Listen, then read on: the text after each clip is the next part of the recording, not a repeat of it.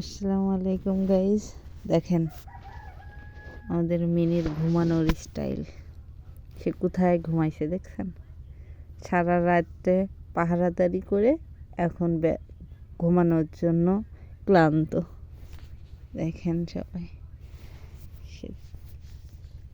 সোজা এসে এই যে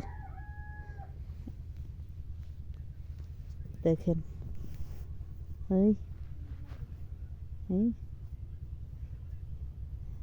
ঘুমে বেভোর।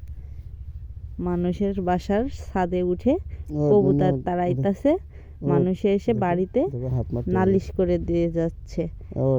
এখন সে এতটাই ভদ্র, কিছুই জানে না।